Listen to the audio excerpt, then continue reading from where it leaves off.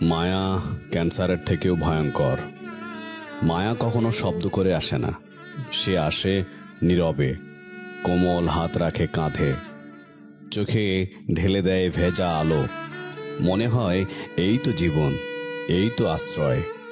অথচ সেই আশ্রয়ের ভেতরেই ধীরে ধীরে জন্ম নেয় এক অদৃশ্য রোগ, যার নাম মায়া। ক্যান্সার শরীর খায়, মায়া খায় মন।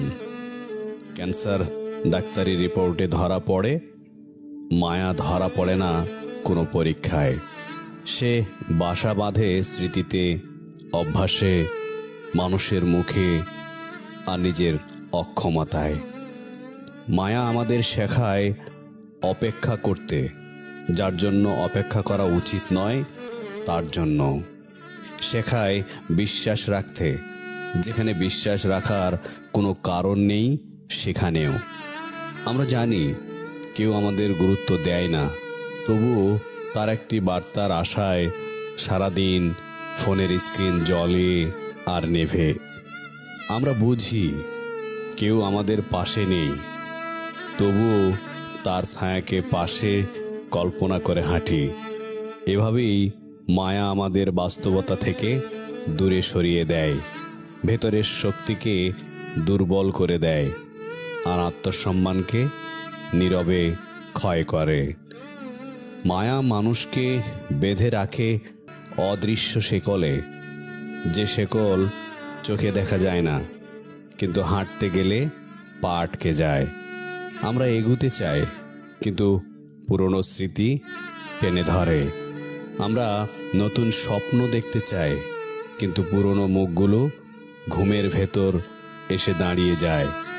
আমরা ভুলতে চাই, কিন্তু ভুলতে গেলেই মনে পড়ে যায় আরও স্পষ্ট হয়ে, আরও গভীর হয়ে। এই মায়ায় মানুষকে ভুল জায়গায় বারবার ফিরিয়ে নিয়ে যায়।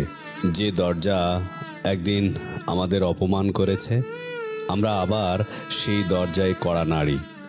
যে মানুষ একদিন আমাদের মূল্য দেয়নি, আমরা আবার তার কাছেই নিজের মূল্য খুঁজতে যাই।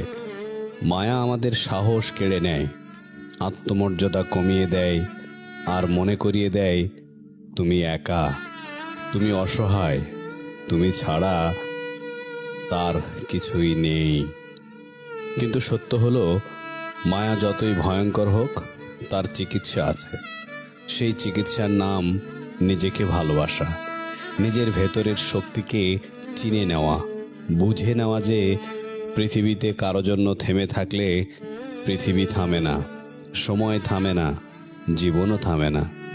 থেমে থাকে শুধু আমরা নিজের অজান্তেই, নিজের ক্ষতিকে নিজের হাতে বাড়িয়ে। যেদিন আপনি সিদ্ধান্ত নেবেন যে আপনাকে কষ্ট দেয়, তার জন্য আর কষ্ট পাবেন না, যেদিন বলবেন যে আপনাকে মূল্য দেয় না, তার কাছে আর নিজের মূল্য প্রমাণ করবেন না, সেই দিন, ঠিক সেই দিনই মায়ার শেকল একটু একটু করে আলগা হতে শুরু করবে। আপনি বুঝতে পারবেন আপনি কারো স্মৃতির বন্দী নন, আপনি নিজের ভবিষ্যতের নির্মাতা। মায়া আপনাকে দুর্বল করে, কিন্তু অভিজ্ঞতা আপনাকে শক্ত করে। মায়া আপনাকে কাঁদায়, কিন্তু উপলব্ধি আপনাকে জাগায়। তাই মায়াকে ভয় না পেয়ে তাকে চিনুন, বুঝুন কোথায় সে আপনাকে আটকে রেখেছে।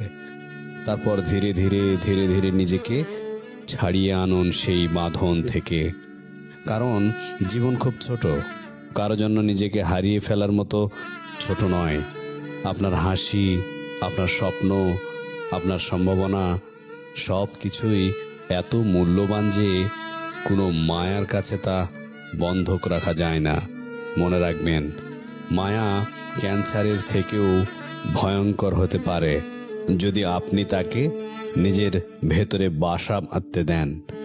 আর আপনি যদি নিজেকে ভালোবাসতে শেখেন, তাহলেই সেই মায়ায় একদিন আপনার শক্তিতে পরিণত হবে।